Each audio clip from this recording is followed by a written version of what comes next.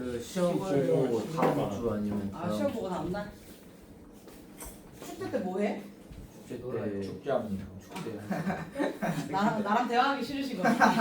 축제 때 이러지 말까요? 근데 오전에 고등학교 축제도 오전에 학교 행사하고 오후에는 외부에서 많이 들어오고 그럴걸요. 축제 끝나면은 집 가도 되나?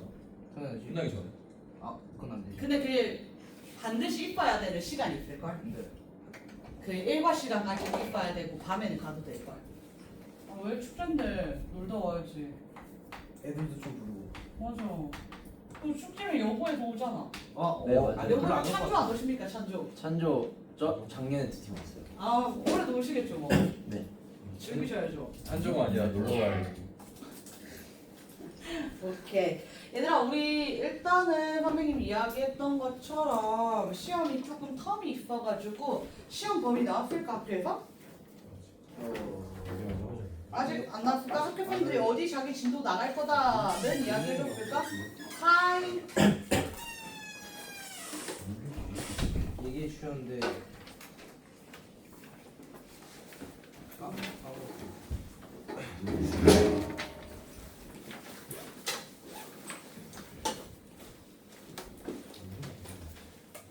뭐지? 아직 학교에서 과학 수업을 안 나갔어 얘들아? 나왔어. 나갔어요. 어디 나가고 있어? 그거요. 아무 용어만 말해주면 돼. 내가 알아. 오늘 지질시대, 네 그거 나왔어요. 화석, 또 그다음에 화학이랑 화학 산업원, 네, 네. 그거랑 또 또 생명이랑. 생명은 첫 시간 뒤에 했고 아직 두 번째 안 했어. 그럼 어디 한다고 생명편 말 없었고? 그 단원을 봐야 알 거고. 오케이, 쌤 나중에 보여줄게. 아마 생물 다양성? 진화? 아 저희 그거 생물 네, 진화였던 거. 진화와 생물 다양성 나갈 것 같은데? 네 다윈 뭐 다이네, 다이네. 두 명이서 뭐 같이 하는 거. 위에 공통으로 뭐 하나 더. 하나 더? 그 뒤쪽에 단어 한 개가 있는데. 아, 맨 뒤에 3단원? 노잼 네. 단원? 그래서 한 명씩 다른 단어로 하시면 알고. 거기 중간고 할 때 들어간대? 그거는 모르겠습니다. 오케이. 그럼 물리쌤은? 태양이라지? 아직 안 나와요. 아직 안 왔어? 물리쌤 아무도 안 봤어?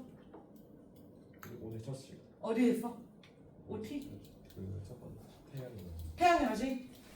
보자. 아, 오케이. 알겠습니다. 얼추 시험 보면 어딘지 알겠습니다. 자, 갑시다, 얘들아. 오늘 두 챕터 나갈 거예요. 고. 얘들아, 오늘 할 거는 앞에 우리 방학 때 했던 산화산과 연기, 그리고 전기에너지 생산, 엘니뇨 라니냐에 비하면 훨씬 쉬워. 훨씬 쉬운데 왜 이렇게 훨씬 많아? 훨씬 많아. 그래서 다음 시간에 테스트 볼 거야. 우와. 서답형 테스트. 우와. 그렇군요. 네, 서답형이요. 빈칸이요. 쓰는 거요. 객관식 말고요. 알겠죠? 다음 시간까지 외워오셔야 됩니다. 알겠죠? 오케이? 오케이. 갑시다. 그럼 뭐 낼지 다 말해줄게, 얘들아. 뭐 낼지 다 말해줄게. 자, 질질시대에 대한 이야기 할 거고요. 질질시대에서는 우리 화석부터 이야기를 할 거예요. 화석이란, 갑시다, 얘들아. 화석이란 과거 생물이 살았던 흔적. 잔해들이 지층에 쌓여 남아있는 것을 화석이라고 이야기합니다. 생물의 흔적이면 전부 다 화석이라고 이야기를 합니다. 그래서 이 생물의 흔적이라는 것은 뼈가 될 수도 있고 알이 될 수도 있고 우리 공룡 발자국도 화석입니다. 발자국이 될 수도 있고 배설물이 될 수도 있고 똥이나 이런 것들 배설물이 될 수도 있고 아니면 기어간 흔적이 될 수도 있고 아니면 빙하에 얼어버린 사체가 될 수도 있고 호박 속에 갇힌 사체가 될 수도 있고 어쨌든 생물의 흔적이라면 전부 다 화석이라고 이야기를 할 겁니다. 그러면 이 생물의 흔적 잔해는 어떻게 만들어지게 되냐면 땅이 있을 거잖아. 바다일 수도 있고 육지일 수도 있단 말이야. 바다 아래도 지층이 있습니다, 얘들아. 바다 아래도 지층이 있기 때문에 해양 생물의 화석이 발견될 수도 있습니다. 여기 지층도 있고 여기 지층도 있는 거야. 그런데 이때 거기에 살던 생물의 잔해가 이렇게 남았어. 알이 됐든 똥이 됐든 뼈가 됐든 이런 식으로 남았다라고 이야기하는 거야. 그러면 이때 이 생물의 흔적 잔해 위로 퇴적물들이 쌓이게 됩니다. 퇴적물들이 쌓이게 되고 또 시간이 지나서 퇴적물들이 쌓이게 됩니다. 그리고 오랜 시간 퇴적물들이 쌓이고 난 뒤에 이 내부에서 이 화석이 오랜 시간 동안 흘러서 화석화 작용, 그러니까 화석이 되는 과정이고요. 화석화 작용에는 재결정, 그러니까 이 물질들이 다시 결정을 이루는 재결정이라든지 아니면 탄화작용이라고 해서 이 탄소 성분만 남게 되는 것, 또는 치환이라고 해서 이 물질이 이 안에 빈자리가 다른 것으로 채워지는 것과 같은 화석화 작용이 일어나게 됩니다. 그리고 나서 이 땅이 아래에서부터 위로 힘을 받게 되는 거야. 힘을 받아서 위로 슝 올라옵니다. 그리고 풍화작용, 침식작용, 풍화작용, 침식작용을 거치게 되면 여기 화석이 발견되었네 라고 이야기하는 거야. 왜냐면 시간이 지난 뒤에 사람은 여기 살고 있었을 거거든. 그런데 이 땅이 융기, 땅 자체가 위로 쭉 올라온 거야. 위로 올라오고 풍화 침식작용을 거치자 이 화석이 드러나게 되었다라고 이야기하는 것입니다. 여기까지 이해될까요? 오케이, 좋습니다. 자, 그러면 이러한 화석이 잘 생성되기 위한 조건들에 대해서 살펴보겠습니다. 화석이 잘 생성되기 위한 조건. 자, 첫 번째, 얘들아, 화석이 만들어지려면 생물의 흔적이 남아야 되는 거잖아. 그럼 생물이 많이 있을 때 화석이 잘 만들어질까? 적게 있을 때 화석이 잘 만들어질까? 많이 있을 때. 생물의 개체수가 많을 때.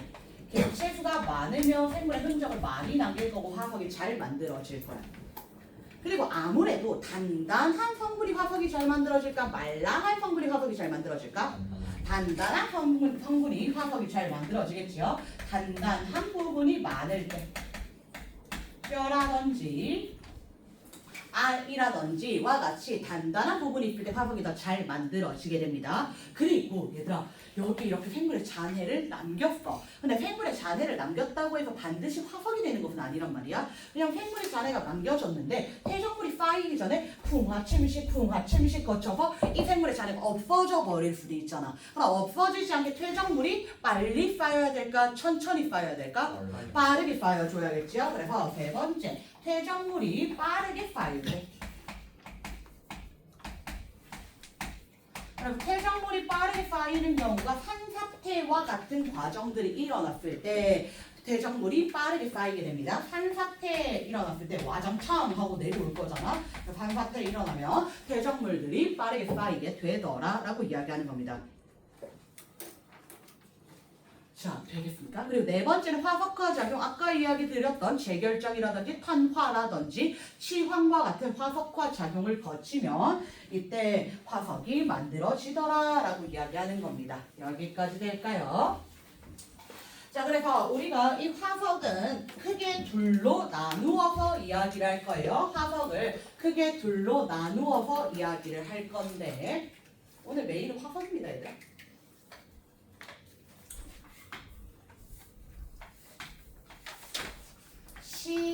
시상화석과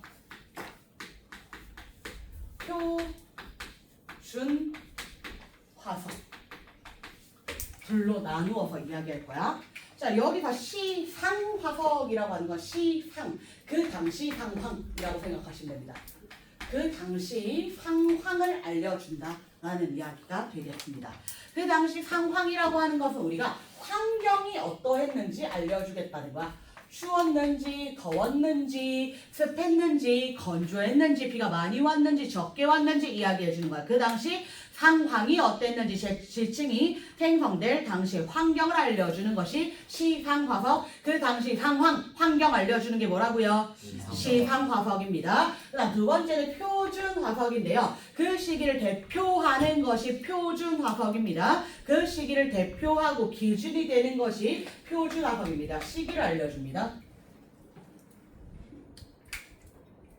그렇다면 얘들아, 시상화석은 어떤 특정한 환경에만 살아야 되는 거야.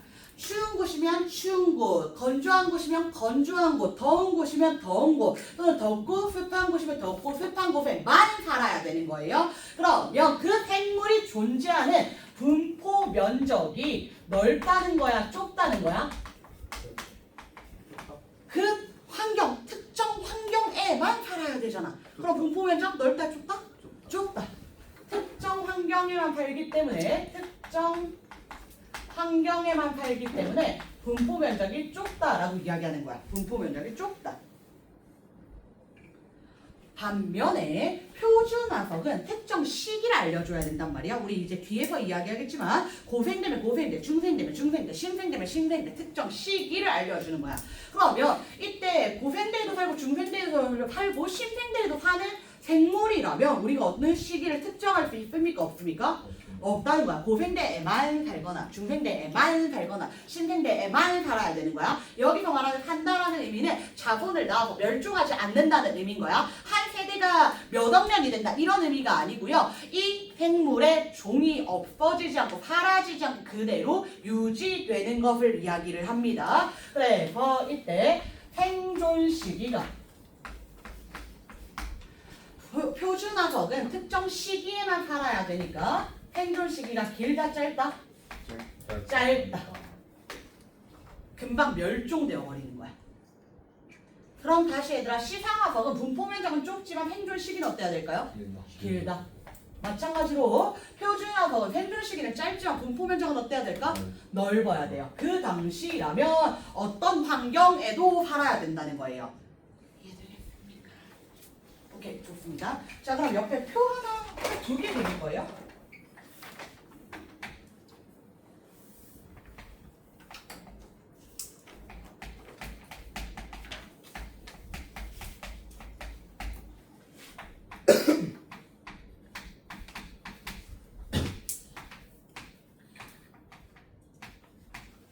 자 얘들아 이렇게 표를 그리면 이 표의 의미는 뭐냐면 이렇게 선을 그리면 분포 면적이 어떻다?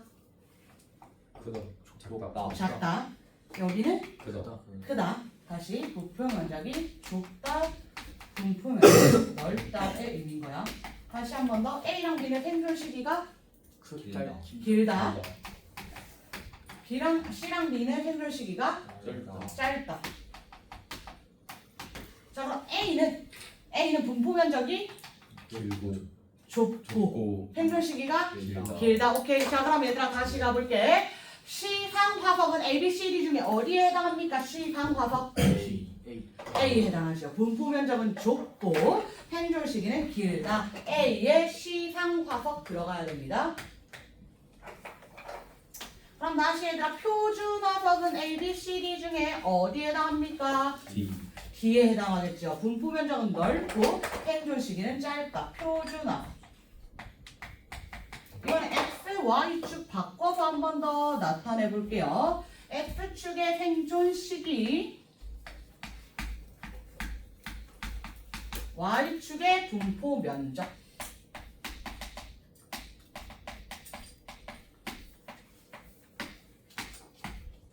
자 그럼 이번에 바로 가볼까요 얘들아? 시상화석은 A, B, C, D 중에 어디에 해당할까?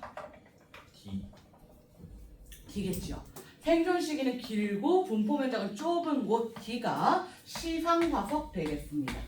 다시 표준화석은 A, B, C 중에 어디에 해당합니까? A. 생존 시기는 짧고 분포 면적은 넓다.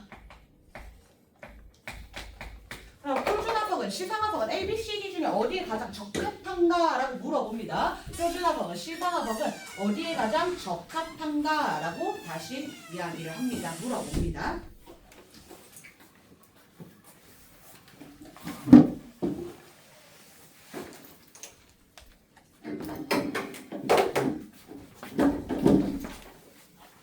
자 그러면 우리 표준화석과 시상화석의 예시들에 대해서 이야기해 봅시다.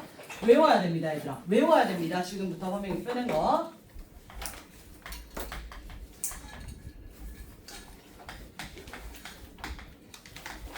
얘들아 시상화석은 환경을 알려준다고요? 시기를 알려준다고요? 환경. 분포 면적 좁다고요? 넓다고요?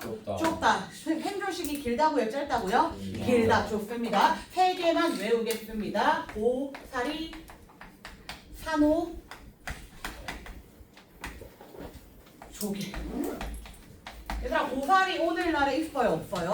있어요. 근데 얘는 신생대, 중생대, 고생대 모두 존재한다는 거야. 생존 시기가 길다고요? 짧다고요? 길어요. 근데 오늘날 고사리가 자라는 곳을 보면 전부 다 따뜻하고 습한 곳에서만 자란다는 거야. 추운 곳이나 건조한 곳에만 자란다, 안 자란다? 안 자란다 라고 이야기하는 거야. 그럼 오늘날의 고사리가 따뜻하고 습한 육지에서 자라니까 과거에 고사리가 자랐던 고사리 화석이 발견되는 이 지층은 당연히 따뜻하고 습한 육지겠구나 라고 이야기하는 겁니다. 그리고 고사리는 따뜻하고 습한 육지에서 자라므로 고사리가 발견된 지층은 생성 당시의 환경이 따뜻하고 습한 육지였습니다 라고 이야기해 주는 겁니다.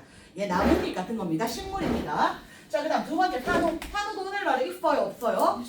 있어요. 근데 과거에도 산호가 존재했다는 거고 산호 화석이 발견되는 지층은 오늘날 산호가 발견되는 환경과 유사했을 것이다. 그래서 산호는 따뜻하고 얕은 바다에 삽니다. 그럼 산호 화석이 발견된 지층은 생성 당시의 환경이 어땠다? 따뜻하고 얕은 바다였다라고 이야기해 주시면 되겠습니다. 그리고 마지막 조개입니다. 얘들아, 조개도 오늘날에 있잖아. 조개 어디서 캐요? 갯벌에서 캐지요. 또는 얕은 바다에서도 조개 발견됩니다. 그럼 조개가 발견되는 곳은 갯벌 또는 얕은 바다.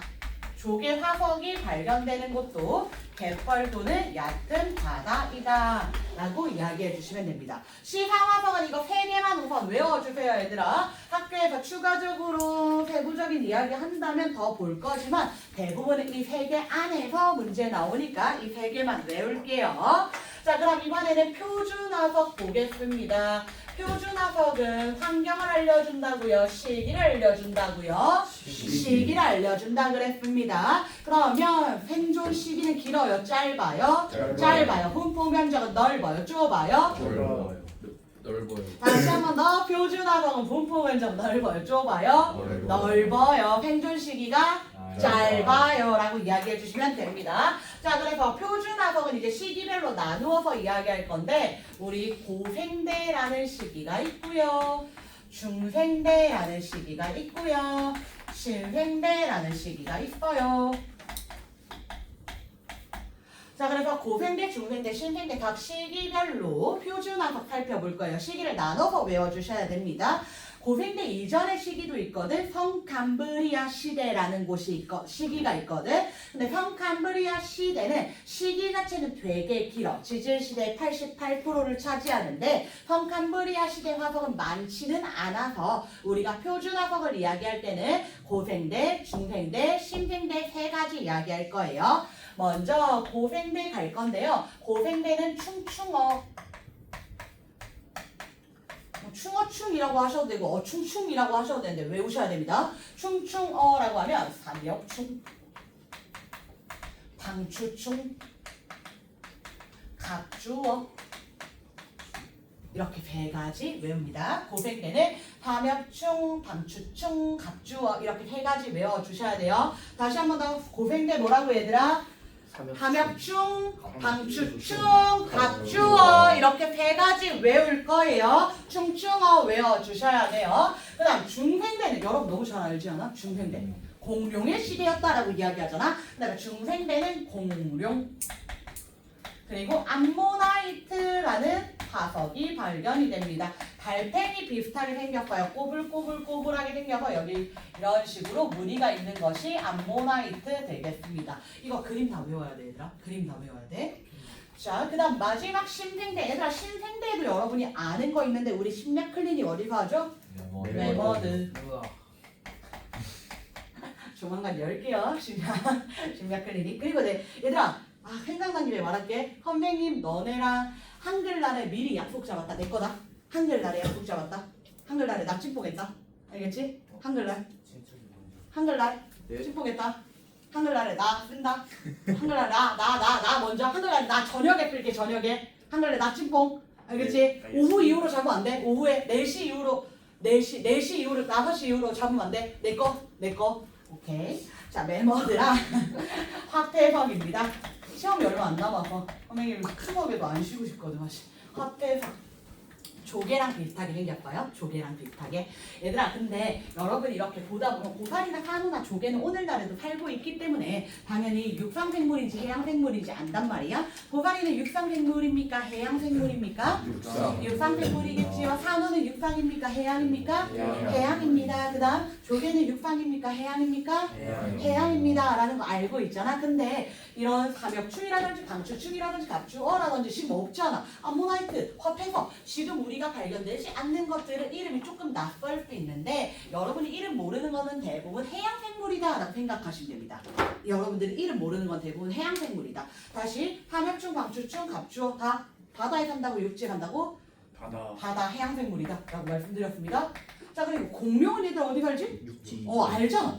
너네가 아는 거야. 육지 생물들은 여러분 대부분 알아요. 암모나이트 어디 산다고? 바다. 그 다음 메머드 육지. 육지 좋습니다. 그 다음 화폐석 바다. 이렇게 찾을 수 있다는 거야. 찾을 수 있다. 그래서 표준화석은 시기를 알려줍니까? 환경을 알려줍니까? 시간. 시기였지요. 시기. 표준화석은 시기를 알려주는데 그 당시 환경이 육지였는지 바다였는지 정도는 알려줍니다. 다시 한 번 더. 표준화석은 환경을 알려줘요. 시기를 알려줘요. 시기를 알려주는데 육지 환경인지 바다 환경인지까지는 안다고. 따뜻한지 추운지 습한지 건조한지는 모르지만 육지인지 바다인지는 알려줄 거야. 육상생물인지 해양생물인지 우리가 파악하면 되니까. 이해되겠습니까? 그래서 얘들아 과거에 발견되는 그 과거에 살았던 생물들이 바다생물이야. 바다생물 해양생물들이야. 근데 해양생물들이 화석으로 발견됐다라고 이야기하면 일반적으로 우리가 화석을 캐는 것은 육지에서 캡니까? 바다에서 캡니까? 육지에서 캔단 말이야. 그럼 내가 육지에서 육지를 땅을 이렇게 팠는데 과거에 바다에서 살았던 생물의 흔적과 잔해가 즉 화석이 발견이 된 거야. 그럼 이 지층은 과거에는 뭐였다? 바다였는데 오늘날은 뭐야? 육지라는 거야. 이해됩니까? 그러면 이 지층은 반드시 위로 올라왔다는 거야. 이해됩니까? 다시 한 번 더. 과거에는 바닷물 아래 있는 바다였잖아. 그치? 근데 오늘날에는 육상에서 발견이 된다는 것은 이 지층은 위로 올라왔다고. 위로 올라오는 걸 두 글자로 뭐라고 한다고요? 융기라고 이야기합니다. 좋습니다. 그래서 바다 화석들, 바다에 살았던 생물들이 발견이 되면 이 지층은 융기가 있었을 것이다. 융기가 있었구나. 아직 뒷페이지 안 넘어가고 하나만 더 볼게요. 하나만 더 볼게요. 이때 우리가 이 생물들의 화석들을 보면서 화석들 생물의 잔해를 보면서 어떻게 진화해 나가는지 어떤 생물들이 생겨나고 있는지를 유추를 하거든. 자 매머드는 알을 안 낳고 새끼를 낳아요. 뭐예요? 포유류예요. 공룡은 우리 뭐라고 하죠? 파충류. 맞아요. 알 낳는 파충류입니다. 그리고 방추충, 삼엽충은 여러분 처음 들어보니까 제가 말씀드릴게요. 무척추동물이라고 이야기할 거예요. 무척추동물. 그리고 갑주어. 얘들아 고등어. 맛있는 고등어. 알 낳는 고등어. 또 뭐 있니? 어가 갑자기 광어, 연어 다 뭐예요? 회. 맞아요. 회요. 어류시요. 얘들아 우리 과학 시간이잖아. 어류시요. 어류. 그래서 갑주어도 어류입니다. 갑주어 어류. 무척추동물이나 어류가 제일 먼저. 그러니까 결국에 얘들아 고생대의 표준화석은 방추충, 삼엽충, 갑주어이다라고 이야기했잖아. 저기는 뜨자. 자 그러면 이때 고생대의 삼엽충, 방추충, 갑주어의 화석이 표준화석이다라고 이야기하는 거는 이 시대에 삼엽충, 방추충, 갑주어의 개체수가 많았다 적었다? 많았다라고 이야기하는 거죠. 많았다. 그러면 이들이 번성했다라고도 이야기합니다. 번성했다. 그렇기 때문에 화석을 많이 만들었다라고 이야기하는 거야. 그래서 무척추동물과 어류가 가장 먼저 번성한 거야. 이해됩니까? 그 다음 공룡은 뭐라고요 얘들아? 파충류 좋습니다. 그 다음에 파충류가 번성하게 된 거야. 그 다음 매머드 뭐라고요? 포유류가 번성하게 된 거야. 그래서 번성하게 된 순서가 무척추동물, 어류, 파충류, 포유류. 물론 이 사이에 양서류라든지 조류라든지 이런 생물들도 존재를 합니다. 근데 우리가 큰 틀에서 보면 무척추동물에서 어류는 척추동물이거든요. 척추동물이 어류, 그 다음 파충류, 그 다음 포유류 이런 방향으로 번성해 왔다라고 하는 것은 이 방향으로 진화해 왔다라는 의미를 가집니다. 이렇게 이 순서대로 진화를 해왔구나라는 것을 유추한다는 거야. 우리 인간도 마찬가지나 인간도 과거로 돌아가면 오스트랄로피테쿠스 이렇게 이야기하잖아. 근데 오스트랄로피테쿠스 더 전에는 우리가 그 원숭이나 침팬지랑 조상이 같았을 수도 있다 이렇게 이야기하잖아. 그럼 진화가 어느 방향으로 일어나는지를 이야기를 해준다라는 겁니다. 될까요? 자, 그리고 얘들아, 그리고 식물도 제가 말씀을 드릴 건데요. 식물도 번성 순서를 말씀드릴 건데요. 하나 주의할 점은 식물의 번성 순서에 따라서 표준화석은 아닙니다. 다시 한 번 더. 이 식물들이 표준화석이 되는 건 아니야. 표준화석은 아니야. 아니야. 절대 아니야. 얘들아. 이 식물들이 표준화석은 아니고 식물들도 어떻게 번성했는지 그 순서만 볼 거야. 번성했는지. 제일 처음 양치식물입니다. 양치. 자, 양치식물이고요. 고사리 같은 생물들을 우리가 양치식물이라고 이야기합니다. 양치식물이 제일 먼저 번성합니다. 고생대 시기에 번성합니다. 그 다음 중생대 시기에 번성한 식물은 거시식물입니다. 거시식물에는 소나무, 잣나무, 철나무, 은행나무 같은 것들이 존재합니다. 그 다음 심생대에는 속시식물이 번성합니다. 단풍나무, 포플러나무, 참나무 같은 것들이 있습니다. 얘들아 어떤 나무가 있는지 안 해도 돼. 근데 이것만 외워줘. 순서가 어떻게 된다고? 제일 먼저 고생대에 번성한 식물은 양치, 그 다음 중생대 거시, 그 다음 속시, 심생대 속시. 이해됩니까? 이 순서대로 번성해왔고 이 순서대로 진화해왔다라고 유추해 준다는 거야. 그러면 고생대의 양치식물 고사리가 번성했네요. 그럼 고사리는 고생대의 표준화석입니까? 아니요라고 해야 된다는 거야. 얘들아. 그냥 이 시기에 번성했고 오늘날에도 있습니다. 중생대에도 있었을 거고 심생대에도 있었을 겁니다. 이해되겠습니까? 그냥 식물은 진화 과정만 설명드린 겁니다. 여기까지 될까요? 자, 그럼 얘들아 다음 시간에 테스트 칠 거 나왔네요. 어디부터 어디까지? 여기부터 끝까지 서답형 테스트입니다. 물론 오른쪽도 얘들아 왼쪽도 시험 칠 거야. 왼쪽은 근데 객관식 테스트로 칠 거고요. 선생님 성격은 내부터는 서답형으로 빈칸으로 나눠 드리겠습니다. 단톡이? 올려도 돼. 네. 쌤 단톡 아직 동성단톡 안 만들었는데 그 윈터 썸머 단톡 올려도 돼. 영문고도 시험 치거든. 좋아할 거야. 그냥 같이 올잖아. 같이 올려도 돼. 나도 좋아하는 거 좋아하는데.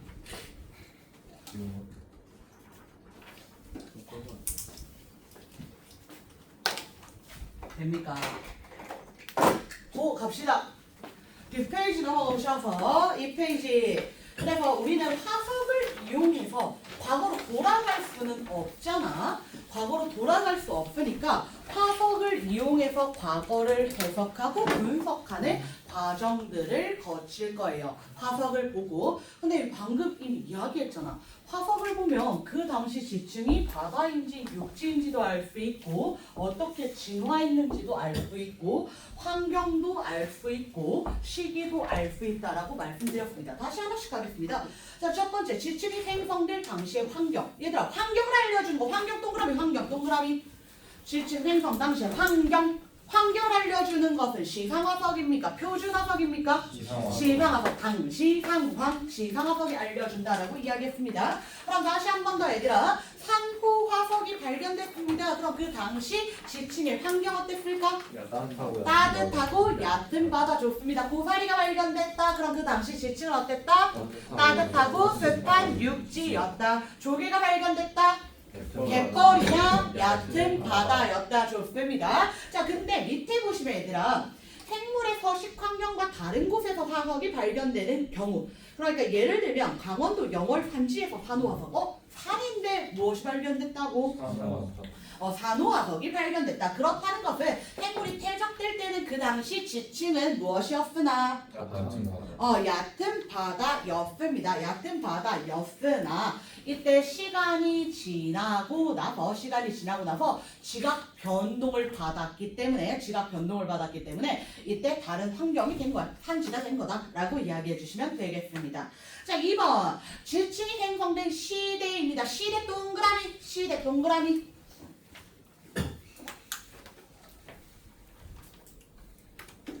시대를 알려주는 것은 시상화석이다. 표준화석이다.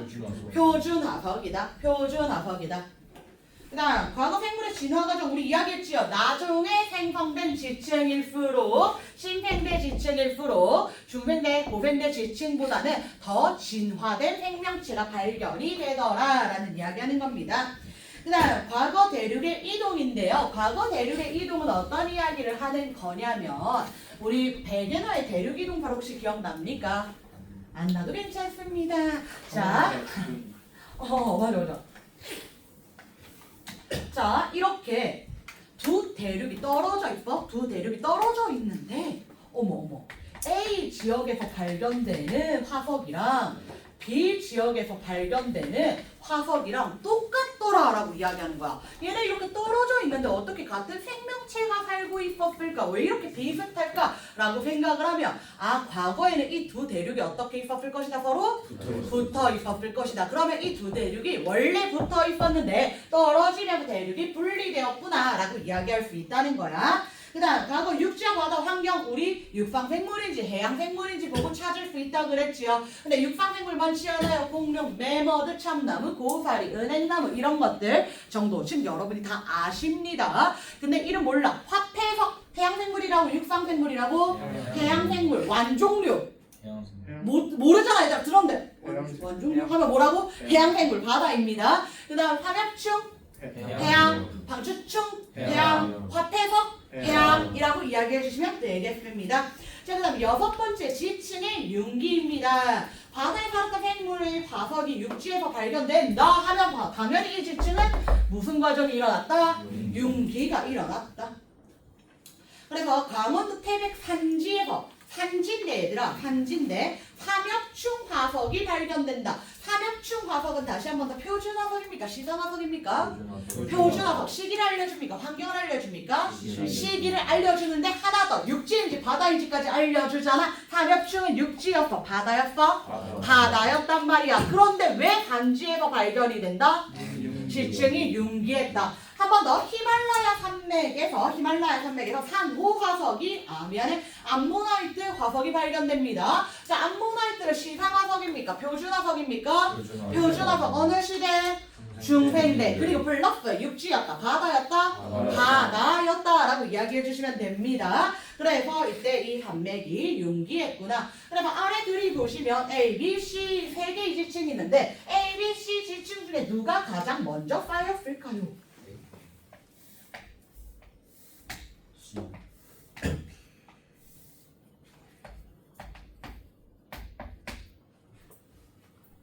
누가 제일 먼저 쌓였을까 얘들아? 내가 컵에 음료수를 담았다? A가 그렇지. 똑같은 거야 얘들아. 똑같은 거야. 대정물이 A 쌓이고 B 쌓이고 C 쌓였다. 그래서 이때 지층의 생성 순서는 당연히 A가 제일 먼저 그 다음 B 그 다음 C 이렇게 순서대로 되겠습니다. 그리고 얘들아 그림 외울 거라 그랬어. A 지층의 왼쪽에 존재하는 화석 무엇인지 보입니까? 산호이고요. 이거 산호야. 그 다음 오른쪽에 존재하는 화석. 얘가 삼엽충이야.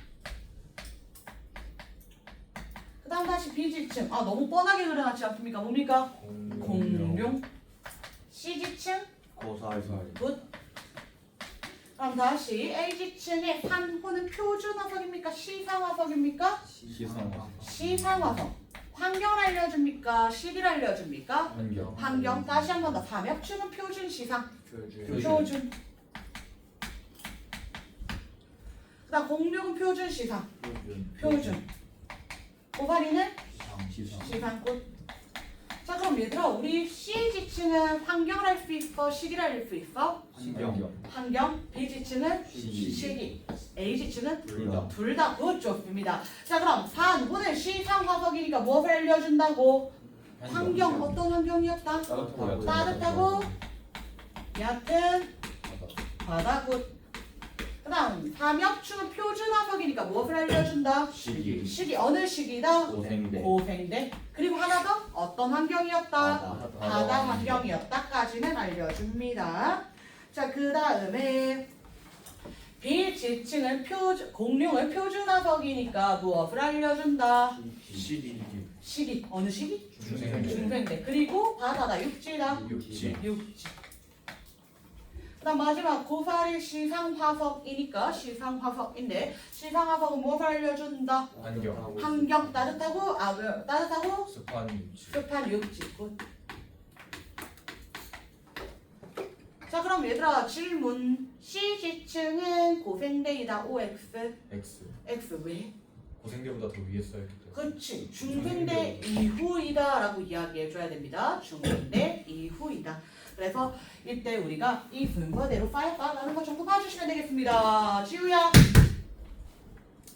자, 그래서 지질시대에 대해서 이야기할 건데 지질시대는 지구가 탄생한 후부터 오늘날까지를 이야기해. 근데 지구 언제 탄생했게? 지금으로부터야? 46억 년 전에 탄생했어. 46억 년 전부터 지금까지를 우리가 지질시대 라고 이야기하는데 지질 시대를 이런 식으로 구분을 한 거야. 아까 이야기했던 것처럼 캄브리아 시대, 고생대, 중생대, 신생대 이렇게 구분을 한단 말이야. 그럼 이와 같이 구분을 하는 기준은 어떤 기준은 급격하게 변화가 있을 때 끊어서 이야기를 하잖아. 그래서 많은 생물이 대멸종하거나 출현할 때, 즉 우리가 화석을 보고 기준을 잡습니다. 또는 급격한 환경 변화가 있을 때, 지각 변동이 있을 때를 기준으로 구분하더라.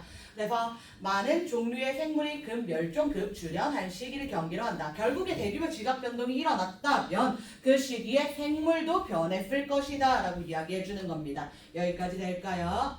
네. 자, 그래서 부정합이라고 하는데 대규모 지각 변동 부정합이라고 이야기하는데 부정합이라고 하는 것은 지각 변동이 일어났어. 그리고 나서 지층 위에 이제 새로운 지층이 다시 쌓이는데 이 시기가 아주 길 때 이야기합니다. 지층이 쌓였어. 그리고 나서 지각 변동이 일어나서 한참 시간이 지나서 다음 지층이 쌓인 거야. 그럼 이들 사이에 경계면이 티가 날 거란 말이야. 그 경계를 부정한 그 경계면을 부정한 면이라고 이야기합니다. 그래서 긴 시간의 단절이 있다. 그럼 시간의 단절이 있으면 생물의 단절도 존재하겠지요. 그래서 지질시대는 우리가 크게 둘로 구분을 합니다. 고생대, 중생대, 신생대처럼 화석이 많이 발견되는 시기. 그리고 고생대보다 더 앞에 성캄브리아 시대처럼 화석이 거의 발견되지 않는 시기. 다시 한 번 더 화석이 거의 발견되지 않는 시기를 뭐라고 이야기한다고? 성캄브리아 시대라고 이야기합니다. 그리고 화석이 많이 발견되는 시기 뭐 있다고요? 고생대, 중생대, 신생대 좋습니다. 그리고 얘들아 이 순서대로 외워주시면 돼. 다시 한 번 더. 화석이 잘 발견되지 않는 시기는 성캄브리아 시대라고 합니다. 시대. 성캄브리아 대 아니고 성캄브리아 시기 아니고 성캄브리아 시대라고 이야기해. 그 다음 하락실 여러분은 서답형은 없어서 학교 시험에서 서답형이 없어서 큰 걱정은 안 되는데 그래도 정확한 명칭이 이러합니다. 고생대, 세 번째 중생대, 세 번째 신생대. 그러면 이 순서대로 화석이 적고 많고 이렇게 이야기하는데 상대적인 길이도 성캄브리아 시대는 보시면 46억 년 전부터 약 5.41억 년 전까지거든. 88%나 차지.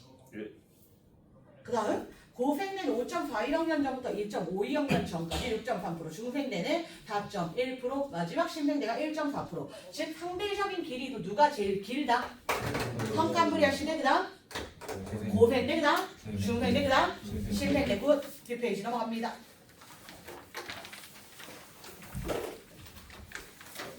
나 이거 시험 친다 그랬어? 알겠지? 저거 파고 시험 친다 그랬어. 자, 그럼 이제 각 시기별로 우리 특징을 알아볼 겁니다. 어떠한 환경인지, 어떠한 생물들이 잘 살았는지에 대한 이야기를 해보도록 하겠습니다. 자, 그래서 각 시기별로 환경이라고 이야기하면 기후가 어땠는지, 즉 따뜻했는지 추웠는지에 대한 이야기를 할 거야. 그리고 수립 분포, 육지와 바다가 어떻게 존재하는지에 대한 이야기 할 거고, 그리고 각 시기별, 오늘은 얘들아 지금 되게 많이 써있거든. 너네 사실 원래 전국적으로 외우려면 이 표 4개 외워야 되거든. 근데 선배님 지금 칠판에 쓰는 거는 번성만 외울 거야. 번성한 생물들 정도 외워주시면 됩니다. 번성한 생물들. 가볼까요? 자, 그래서 가장 긴 시기이자 화석이 거의 발견되지 않은 가장 오래된 시기를 뭐라고 이야기한다고? 오케이, 캄브리아 시대. 얘들아, 여러분 이거 적을 수 있으면 적는 게 조금 더 외우기 수월할 것 같아요. 그 표 보고 하나하나 외우는 것보다 선생님이랑 지금 적으면서 외우는 게 조금 더 수월할 것 같아요. 가로로 길게 갈 거거든. 그래서 4, 5페이지 아래 긴 공간에 쭉 가로로 가셔도 될 것 같고요. 그게 제일 나을 것 같네요. 아니면 한 페이지에 쓰고 싶으면 7페이지에다가 가로로 돌려서 쭉 써주셔도 괜찮습니다. 여러분 편하신 대로 하세요. 자, 캄브리아시의 다음 무엇이라고요?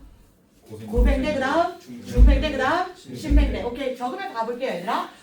캄브리아 시대는 가장 오래됐잖아. 5.41억 년 전부터 46억 년 전까지 이야기를 하는 거다 보니까 너무 오래돼서 정확히는 잘 모르겠어 라고 한 발 뺍니다. 교과서에서도. 너무 오래돼서 정확히는 잘 모르겠지만 아마도 전반적으로 대체로 온난화였고,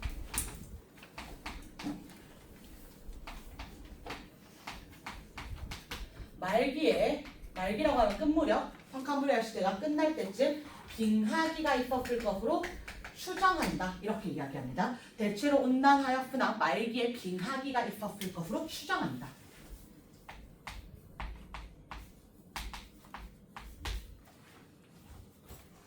그 다음 두 번째 고생대도 똑같지만 얘들아 쉬워.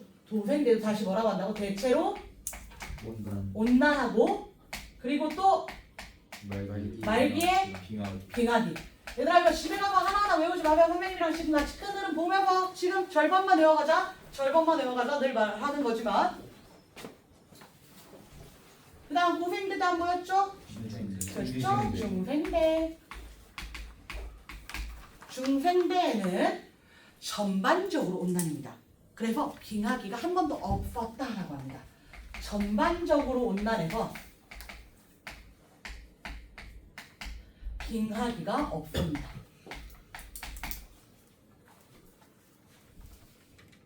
대체로 온난 대부분이라고 이야기하는 거고, 전반적으로 조금 더 넓은 개념인가?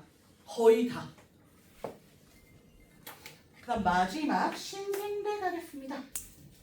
신생대는 나눌 거예요. 오늘 나도 우리가 신생대 포함시킨단 말이야. 그래서 신생대는 전기랑 후기로 나누어요. 그러면 전기는 대체로 온난합니다.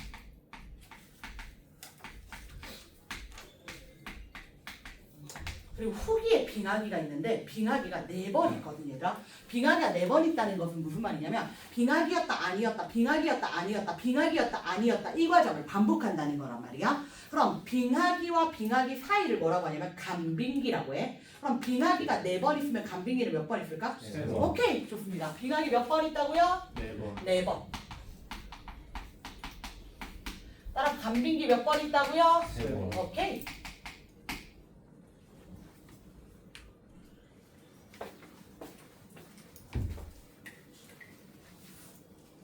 준서랑 지순이 네 맞습니다.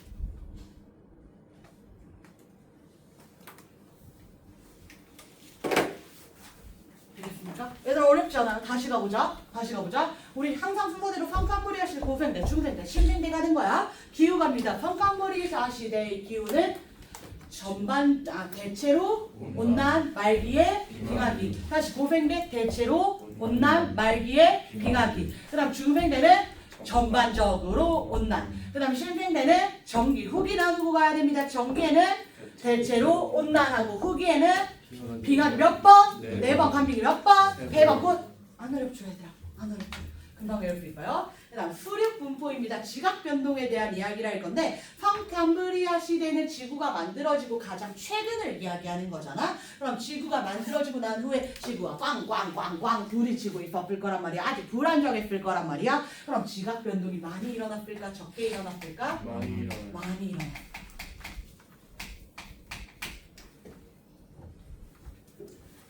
지각 변동이 많았던 시기인 거야. 지구가 탄생한 이후에 지구에 지각 변동 많이 나온다.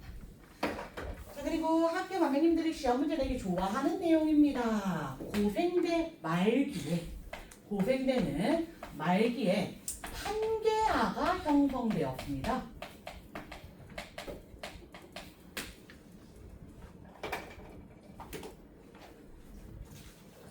판게아 초대륙입니다, 얘들아. 초대륙을 판게아라고 이야기해.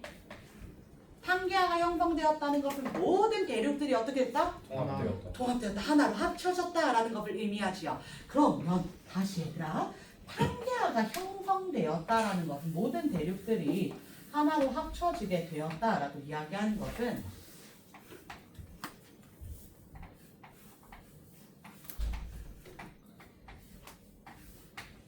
해안선의 길이로 먼저 이야기해볼까? 해안선의 길이라고 하면 이때 이 대륙 주변이 바다일 거잖아. 대륙 주변이 바다.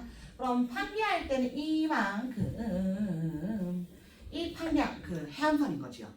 근데 판게아가 형성되기 전에는 이만큼 있고 이만큼 있고 이만큼 있고 이만큼 더 있는 거지. 그럼 판게아가 형성되면 해안선의 길이는 길어지는 거야, 짧아지는 거야? 짧아지는 거야. 여기에 해안선이 없어져 버린 거니까. 이해됩니까? 자, 그리고 이렇게 판게아가 형성되면 이때 해류의 흐름, 이 주변에 바닷물의 흐름이다. 해류의 흐름은 복잡해질까 단순해질까? 단순해지지. 해류가 단순해지는 거야. 그럼 기후는 복잡해질까 단순해질까? 단순해지는 거예요. 그러면 생물들 입장에서 다양한 기후들이 있는 것이 좋을까? 그러니까 초원도 있고 습지도 있고 갯벌도 있고 다양한 환경들이 있는 것이 좋을까? 아니면 전부 다 저위도에 있다. 전부 다 고위도에 있다. 전부 다 중위도에 있다. 와 같이 단순한 기후가 좋을까? 복잡. 단순한 기후면 얘들아, 단순한 기후면 살아갈 수 있는 생물종이 많지 않아요. 저위도에 사는 생물도 있고 중위도에 사는 생물도 있고 고위도에 사는 생물도 있잖아. 그래서 위도별로 생물의 종이 달라. 근데 하나의 위도에만 또는 하나의 환경에만 생물이 있다면 그 환경에 살 수 있는 생물 종밖에 없다는 거야. 그래서 생물 다양성이 낮다라고 이야기합니다. 기후가 단순하면 생물도 적은 거야. 다시 기후의 개수랑 생물의 종의 개수는 서로 상관관계가 있다는 거야. 기후가 많을수록 다양한 생물들이 존재한다. 이렇게 이야기하면 돼요. 그럼 다시 한 번 더. 판게아가 형성된다라고 하는 것은 해류나 기후가 복잡해진다고요? 단순해진다고요? 단순해지지. 그럼 생물 종류도 복잡해진다고 단순해진다고? 단순해진다라고 이야기해 주시면 됩니다. 이해될까요? 그래서 이때 판게아가 형성되면 기후가 단순하다.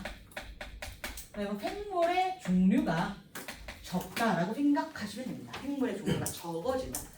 생물들 입장에서 썩 달가운 상황이 아닌 거야.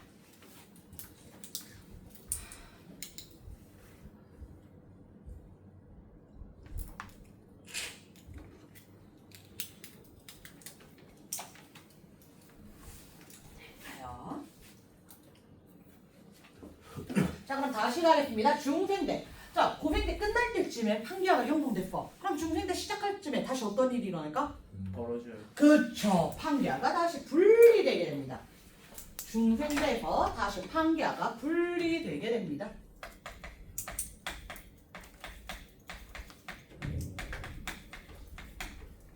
그럼 얘들아, 판게아가 형성되면 해안선이 짧아지고 기후가 단순해지고 해류의 흐름도 단순해진다. 서식처가 단순해진다. 생물의 종이 줄어든다라고 이야기했다면 중생대에는 판게아가 분리되면 기후가 다양 둘 다 좋습니다. 기후가 다양해진다. 복잡해진다.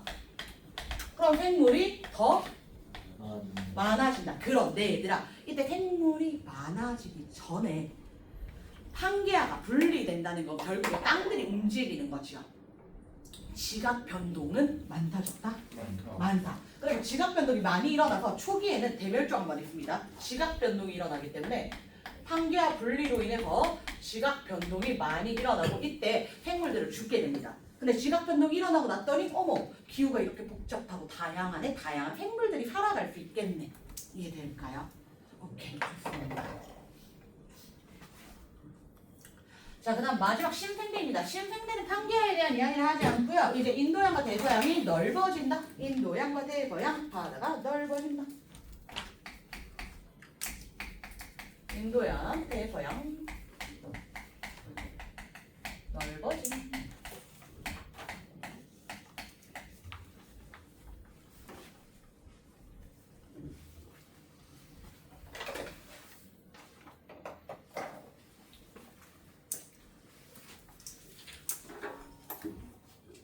갑시다. 자, 다시 한 번 더 평가물이야 시대는 잘은 모르겠는데 무엇이 많이 일어났다. 지각 변동 좋습니다. 그리고 고생대의 키워드 뭐라고? 판계아가 형성되었다. 어느 시기에 고생대? 말기의 판계아 형성입니다. 그리고 기후가 복잡해졌다. 단순해졌다. 단순해졌다. 그러면 이때도 대멸종 한번 있습니다. 이때도 대멸종. 자, 그럼 공생대에서 다시 한 번 더 중생대로 넘어가게 되면 판계아가 다시 분리된다. 그렇기 때문에 지각 변동이 많이 일어난다. 그리고 판계가 분리되면 이때 기후는 복잡해진다. 단순해진다. 복잡해진다. 생물은 많아진다. 다양해진다라고 이야기합니다. 마지막 신생대 어떤 바다? 대서양, 인도양 두 개가 어떻게 된다? 넓어진다. 여기까지 될까요, 얘들아? 이렇게 외우면 크게 안 어려워. 이렇게 흐름으로 가셔야 됩니다. 하나하나 외우려면 너무너무 어렵습니다. 못 외웠다고 하시면 안 됩니다. 다음 주까지 외워오셔야 됩니다. 좋습니다. 자, 그럼 이제 생물 갈게요. 생물 우리 다 했음 사실. 얘들아, 고백대 어떤 생물이 번성했지?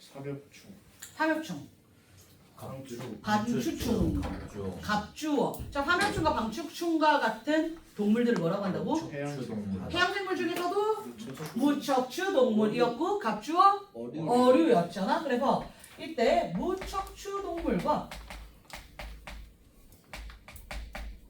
어류가 번성한 거야. 자, 그리고 식물 어떤 식물이었죠?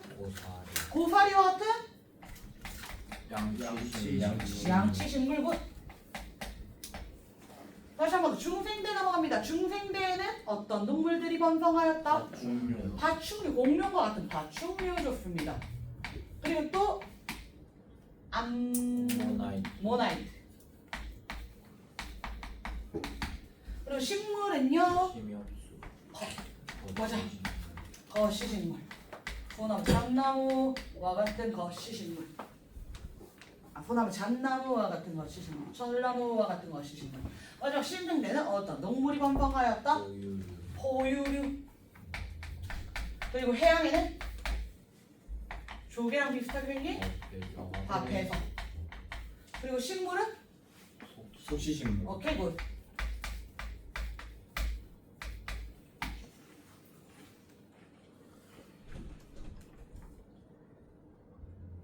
번성에 대해서 이야기하는 겁니다. 번성. 양치 식물은 표준화석이 되지 않습니다, 얘들아. 표준화석이 이야기하는 거 아니라 번성입니다. 근데 얘들아, 이 번성에 대한 개념을 조금 이해를 하셔야 되는데, 번성은 뭐냐면 어떤 시기에, 어떤 세대에 A랑 B랑 C랑 D가 살았다. 근데 이때 X라는 시기에는 A랑 B가 좀 잘 살았어. A랑 B가 많이 존재했어. 많이 존재했다. 근데 C랑 B는 조금 적었다. 근데 이때 갑자기 지구 환경에 어떤 급격한 변화가 생긴 거야. 급격한 변화가 생기면서 이때 B랑 A랑 B는 사라져버린 거야. 그리고 C랑 B만 살아남아 있는 거야. 그리고 C랑 B가 많이 생긴 거야. 그러면 처음에 X라는 시기에는 A랑 B가 번성했잖아. 그 다음 Y라는 시기가 왔을 때 누가 번성하게 된 거야? C랑 D가 번성하게 된 거야. 그럼 얘들아, C랑 D는 X라는 시기에 있었다 없었다? 있었다라는 거야. 그럼 다시 볼게요. 자, 속시식물 언제 번성한다고? 신생대에 번성하잖아. 그럼 속시식물 언제쯤 출현했을까? 중생대. 오케이? 거시식물 언제 번성한다고? 중생대? 그럼 언제쯤 출현했을까? 고생대. 오케이, 이해되겠습니까? 이해됩니까? 그래서 번성과 출현은 이런 관계가 있습니다. 출현하고 나서 그 다음 시기가 왔을 때 지금이다 하고 번성하는 거예요. 이해되겠까요? 자, 그리고 성캄브리아 시대 보겠습니다. 성캄브리아 시대에는 우리가 화석이 많다 적다? 적다. 적다라 그랬지. 화석이 왜 적다? 세 가지 이야기할 겁니다. 너무 초반. 너무 초반이라서 너무 오래전. 너무 오래전이라서 화석이 만들어졌다 하더라도 대부분 남아있지 않을 것이다. 그러니까 세 번째였고 또 단단한 부분이 없다. 거의 적었다. 그 다음 마지막 식물이 적었다. 맞아, 핵물의 개체 수가 적었다. 이렇게 세 가지 개체 수가 적고 단단한 부분이 적고 만들어졌다 해도 너무 오래되었기 때문에 지가 변동 많이 받았어요 라고 이야기했던 거예요. 그렇지만 그래도 있긴 있었거든. 그래서 열심히 볼 거야. 자, 일단은 성캄브리아 시대에는 육상생물이 없습니다.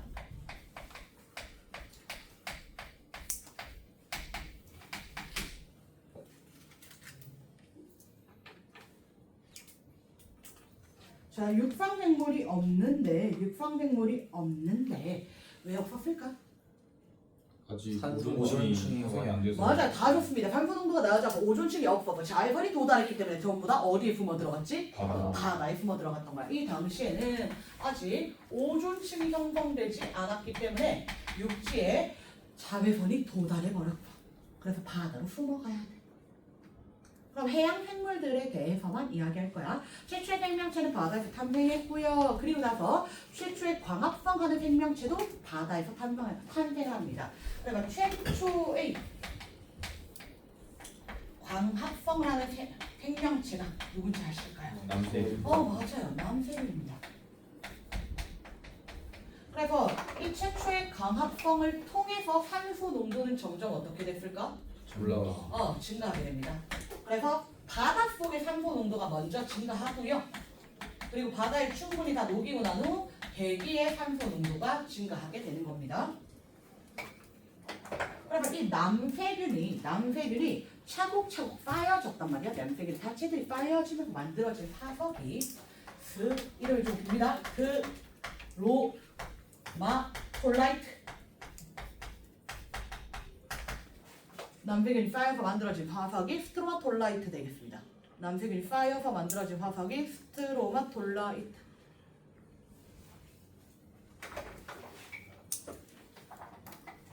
될까요? 그리고 후기에는 다세포 생물이 출현하는데요. 후기에는 당연히 어디에 출현했을까? 바다의 육지에? 바다에 출현하는데 이 다세포 생물들도 화석을 만듭니다. 에, 디, 아, 사, 라, 동물군.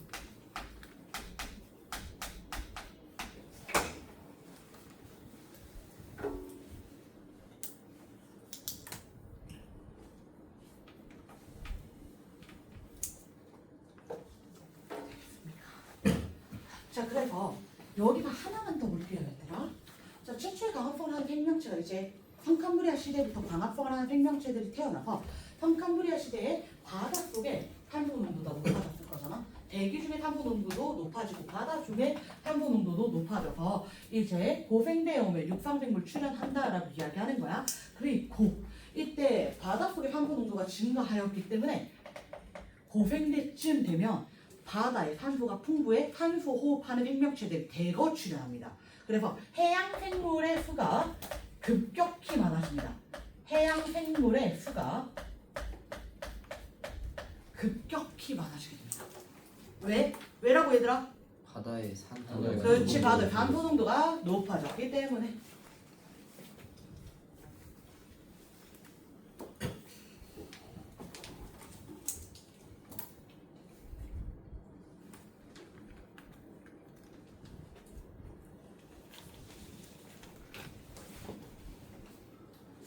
하나만 더 이야기할까? 하나만 더?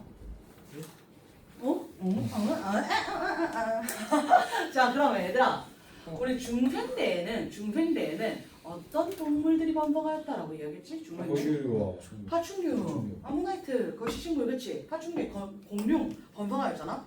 그럼 얘들아, 신생대에는 공룡 있어 없어? 있어요. 없어요. 있어 없어? 없어요. 있어요. 없어요. 이때 번성하고 끝납니다.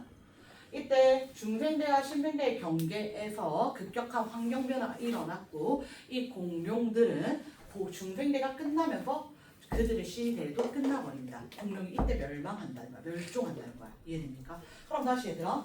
고생대에 무척추 동물이 삼엽충, 당추충, 갑주어도 고생대 말기 어떻게 된다고? 멸종하게 된다는 거야. 이해될까 얘들아? 그래서 번성과 출현과 멸종 사이의 인과관계를 알아야 돼. 출현해야지 번성할 거고 번성하고 나면 멸종한다. 이 관계가 있는 거예요. 될까요? 좋습니다. 자 그럼 4페이지 볼게요 얘들아. 4페이지. 자 칸카브리아 시대의 환경과 생물부터 하나씩 볼게요 얘들아. 우리 큰 흐름이고요. 아 얘들아 다음 시간에 시험 뭐 보겠어? 알잖아. 이거 볼 거야. 알겠지? 여기부터 여기까지 아까 하나 찍어드렸고요. 여기부터 여기까지 또 한 번 더. 또 올려요? 올려주세요. 그럼 잘 되는 걸 보면 안 돼. 좀 봐주자. 우리 같이 잘 되는 걸 좀 보자. 아직 1등급 여성 나왔잖아요 얘들아. 갈게요. 자 그럼 4페이지 볼게요. 성칸브리아 시대. 얘들아 성칸브리아 시대부터 다시 차근차근 할 거야. 우리 다 정리했던 내용입니다. 성칸브리아 시대 기후 대체로 온난 말기에 빙하기꾼 그 다음 수립분포 지각변동 많았다. 끝입니다. 자 그 다음 생물 보겠습니다. 화성 많다 적다? 적어요. 왜 세 가지 다시 한 번 더? 생물수 개체수가 적다. 그 다음 너무 오래전 일이다. 그리고 단단한 부분이 적었다. 그래서 이때 화석이 드물다. 그리고 최초의 생명체는 어디에서 발견되었다? 바다에서 발견되었다. 왜? 오존층이 없어서 육상에는 자외선 도달했으니까. 자 그래서 바다에서 광합성을 하는 세균 무엇이라고요? 광합성을 하는 남세균. 남세균이 쌓여서 만들어진 화석을 뭐라고 한다고? 스트마톨라이트. 자 그 다음 후기에 다세포 생물 출현하죠. 다세포 생물이 만든 화석 에디아카라 동물군. 좋습니다. 자 그 다음 육지에는 생물이 있었다 없었다? 없었다. 끝. 고생대 넘어갑니다. 고생대 기후 대체로 온난 말기에 빙하기. 그 다음 수륙 분포 어떻게 된다고요? 너무 중요합니다. 해양 생물이 한기야가 형성된다. 오케이. 말기에 판기야 형성입니다. 말기에 판기야 형성. 해양 생물의 수가 폭발적으로 많아진 거 우리 생물 넘어가서 이야기 한번 더 합시다. 그리고 초기에 해양 생물의 수가 폭발적으로 증가했다. 왜? 바다에 산 그렇지. 바다에 산소농도가 풍부해졌기 때문에 누구 덕분에? 남색. 남색의 광합성 덕분에. 자, 그 다음 육상생물 이때 없다? 있다. 이제 있습니다. 양치식물도 육상생물이잖아요. 이해되겠습니까? 그래서 이때 산소농도 증가해서 오존층 형성. 말기 삼엽충, 방추충, 대멸종. 얘들아 당연한 이야기라고. 이때 번성한 생물이 삼엽충, 방추충이잖아. 그럼 이들은 고생대 말기 어떻게 된다고? 멸종한다. 대멸종이 있었다라고 이야기해준다는 거예요. 자, 그 다음 바다에는 삼엽충, 방추충, 완종류. 그 다음에 갑주어가 번성하였고 육지에는 양서류나 곤충류, 양치식물, 이끼류 번성하고 누가 출현했다? 거시식물이 출현했다. 거시식물 언제 번성하지?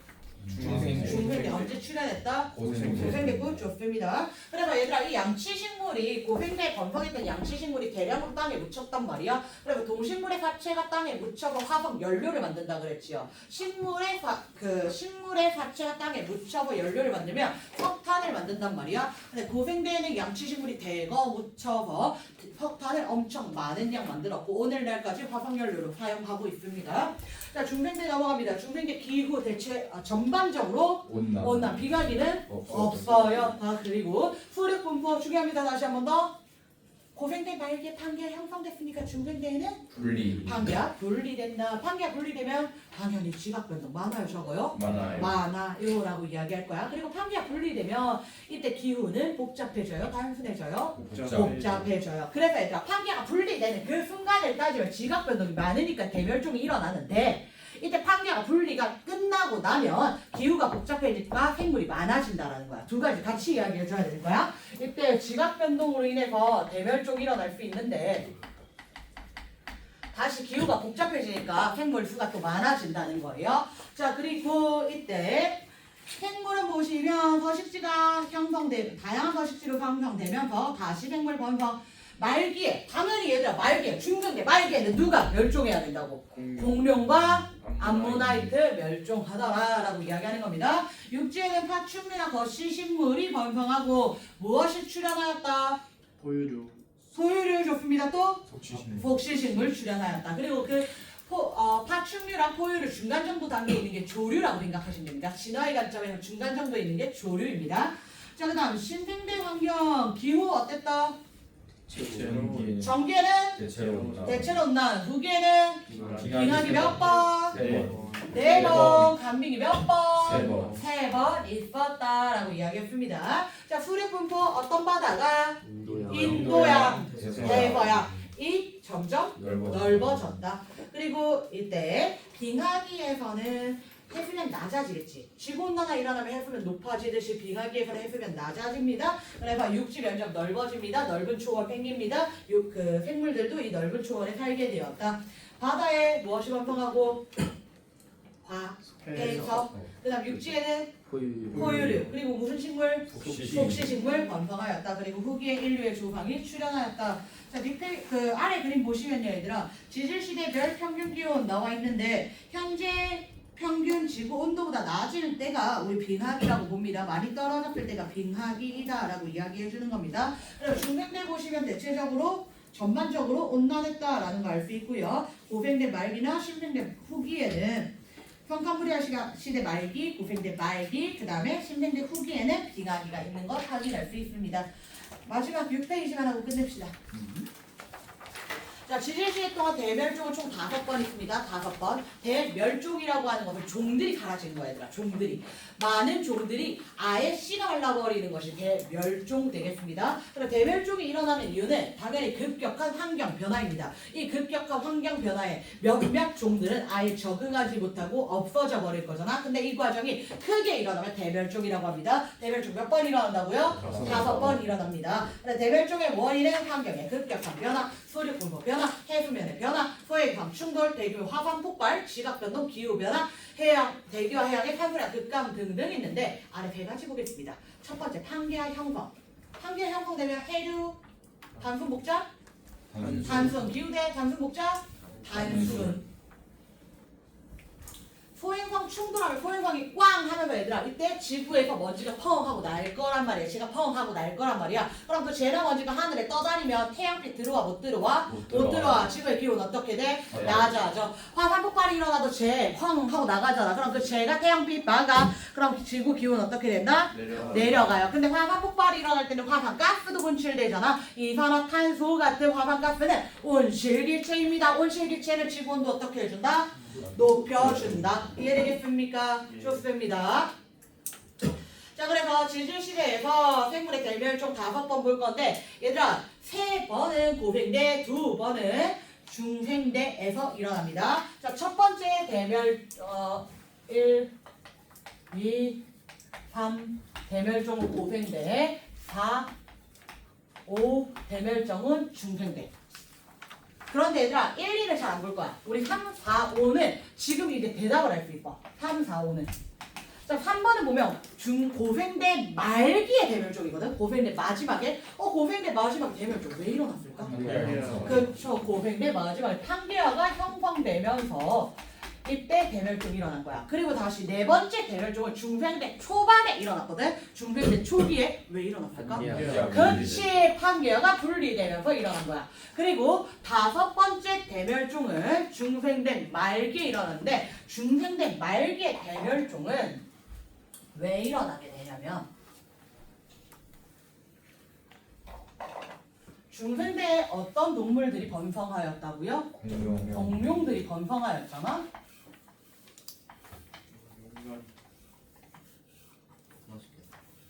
공룡인데?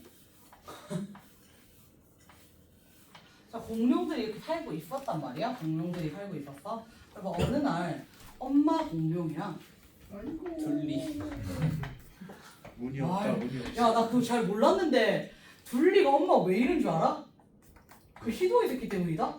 희동이 새끼가 그 엄마랑 둘리랑 겨우겨우 만났는데 희동이 새끼가 둘리 다리에 밧줄 걸어서 둘리 끌고 갔다? 나쁜 놈이더라. 엄마랑 그 둘리랑 다르지 않아요, 종류? 아니야. 다르지 않아? 종이 다른 걸로 알고 있는데. 같은 종이야? 같은 종 아니야? 엄마만 브라키오 아니야? 다른 종일 거이네.